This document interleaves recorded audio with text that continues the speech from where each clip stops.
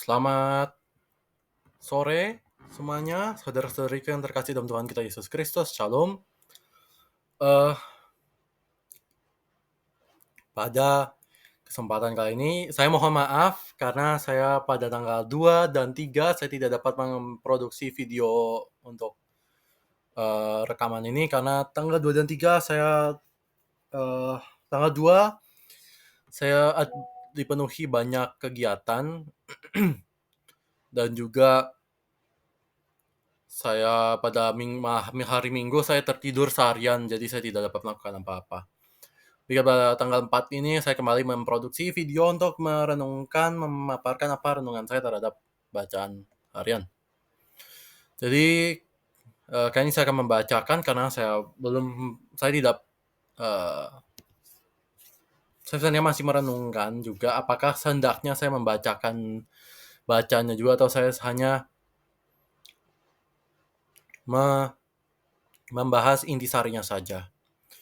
Namun supaya saya mendorong supaya saudara-saudariku ikut membaca sendiri secara mandiri, tidak mengandalkan video saya hanya akan menceritakan intisarinya. Seharusnya kita semua sudah cukup familiar dengan kisah Naaman ya. Naaman dan Nabi Elisa. Bahwa Naaman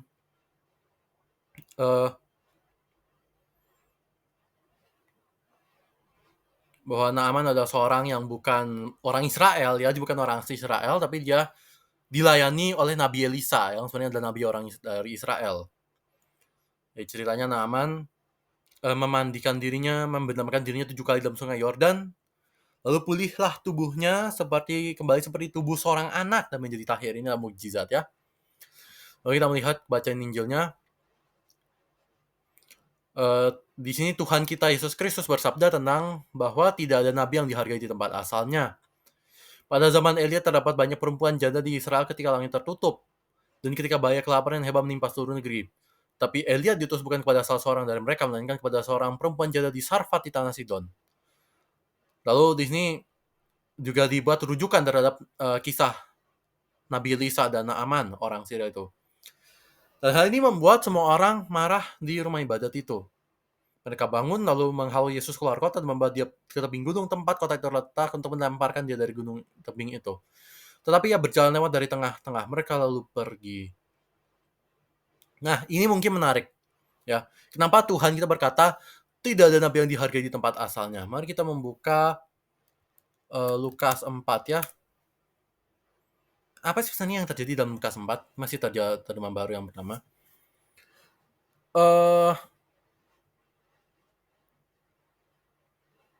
Nah, ini kan di ayat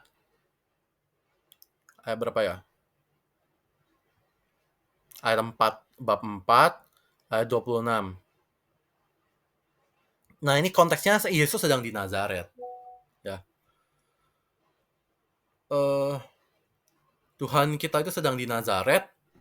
Dia sedang mengajar di sana. Ya, kalau kita coba lihat di Lukas bab 4, di sini sebelumnya itu dia membacakan nas dari kitab Yesaya. Roh Tuhan ada padaku, sebab ia telah mengurapi aku untuk menyampaikan kabar baik kepada orang-orang miskin, dan ia telah mengutus aku untuk memberitakan kebebasan kepada orang-orang tawanan, dan melihatan bagi orang-orang buta, untuk membebaskan orang-orang yang tertindas, untuk memberitahukan tahun rahmat Tuhan telah datang, tahun Yobel.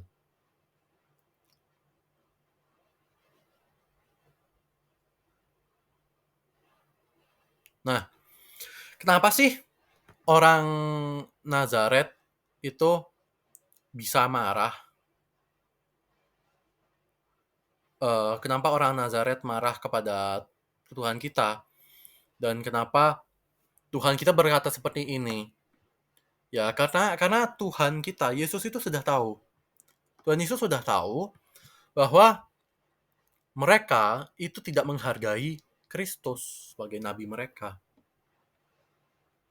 Ini kalau misalnya kita membaca di bab lain ya, mungkin kita akan melihat, kita mengingat bagaimana Tuhan kita tidak bisa melakukan banyak mukjizat di kotanya Nazaret kecuali menyembuhkan beberapa orang sakit. Kenapa? Karena mereka tidak memiliki iman kepadanya. Ya. Tapi sekarang kita coba lihat intisari benang merah dari bacaan raja-raja, dua raja-raja dengan bacaan Injil Lukas ini. Apa sih benang merahnya? Sebenarnya ini mirip sekali dengan kalau nggak salah tanggal 1 saya membuat video juga ya. Mungkin mirip ya. Saya kurang ingat. Kita coba lihat ya. Kalender liturgi kalender liturgi 2024. Ya, kita coba lihat Februari. Ya. Hari ini kan bukan Maret ya. Salah saya. Sebentar. Oke. Maret. Nah, ini kan Maret ya. Kan terakhirnya ke 1. Ini kan tentang batu penjuru ya kalau tidak salah.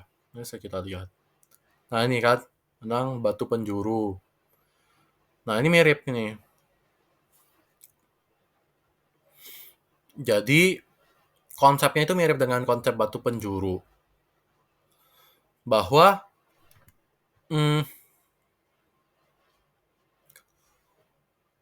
kita sebagai umat Kristiani, kita barangkali tidak begitu dihargai di tempat tinggal kita ya. Terkadang ya, barangkali. Dalam arti kalau misalnya kita benar-benar mulai serius dalam melaksanakan kehendak Allah, barangkali orang-orang di sekitar kita mungkin kurang suka. Entah apapun alasannya itu. Mungkin mereka melihat kita sok suci, kita sombong dan seterusnya. Walaupun ya sebenarnya tidak ingin sombong, menyombongkan diri gitu, tidak ya. Tapi ada kemungkinan orang-orang akan tidak menyukai kita. Ya. Makanya Tuhan kita berkata, sesungguhnya tidak ada nabi yang dihargai di tempat asalnya. Dan karena kita adalah semua mewarisi 3 jabatan Kristus, 3 jabatan Kristus secara umum ya, sebagai raja, imam, dan nabi yang umum, maka kita pun sebenarnya ada nabi-nabi kecil ya. Ya. Ini adalah pelajaran yang saya dapat dari katekese waktu sakramen Krisma. Jadi kita pun ada nabi-nabi kecil ya. Memang kita ya bukan nabi seperti Kristus adalah nabi, tidak. Kita pewarta-pewarta Injil yang kecil. Dan dengan ini Kristus ingin menyampaikan bahwa pada masa Israel itu ya, pada masa Israel, Tuhan kita diutus pada Israel, tapi Israel menolaknya. Tidak seluruh Israel, tapi banyak orang Israel, banyak orang Yahudi yang menolak Kristus, menolak Tuhan Yesus. Sehingga hasilnya adalah dia pun dihargai di luar negerinya sendiri. Artinya di luar bangsanya, dan akhirnya ajarannya pun sekarang malah kita mengetahui bahwa gereja Katolik itu banyak orang melabeli gereja Katolik sebagai agama kolonial, agama barat, dan seterusnya. Ya karena itu. Karena Kristus yang datang dari arah Timur Tengah itu, tapi dia ditolak di sana, jadinya menyebar ke seluruh dunia. Begitu. Dan barangkali kita terkadang akan seperti itu pula. Bahwa kita melihat diri kita ditolak di tempat kita asal, tapi saat kita pergi keluar, kita kok lebih diterima gitu. Itu adalah kemungkinan yang sangat bisa terjadi. Dan bahwa Kristus sudah pernah mengalami hal yang sama, harusnya menjadi suatu penguatan bagi hati dan jiwa kita, sehingga kita mampu melaksanakan kehendak Allah. Ya. Oke. Karena sudah 9 menit, saya pikir cukup sudah untuk sekarang. Ya. Terima kasih saudara-saudariku yang terkasih dalam Tuhan kita Yesus Kristus. Marilah kita terus tekun laksanakan kehendak Allah dalam hidup kita. Tuhan memberkati. Amin.